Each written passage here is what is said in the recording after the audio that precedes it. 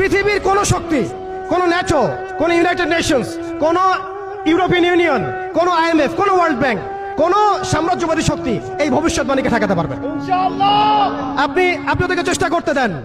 সারা পৃথিবীর সমস্ত মুসলমানকে যদি এখন তারা মেরে ফেলে, তবু এই অকট্ট ভবিষ্যৎবাণী ইনশাআল্লাহ তাআলা তারা পাল্টাতে পারবে না। এটা আমাদের আশার জায়গা। এটাই হচ্ছে চূড়ান্ত বিজয়। এবং ঈসা আলাইহিস সালামের হাতে আগামী 40 বছর, লিখে রাখেন আপনারা, এরপরের 40 বছর ওই বাইতুল মুকাদ্দাস থেকেই সারা বিশ্বে ইসলামী খিলাফা কায়েম হবে ইনশাআল্লাহ। যে খিলাফা শব্দটা এখন রাজনৈতিকভাবে আপনারা নিতে পারেন না, হজম করতে পারেন না। আমি জানি আপনারা জানেন না, অনেকেই এটা অজ্ঞতার কারণে হতে পারে, তারা হয়তো জানেন না, আমরা জানাতে এসেছি।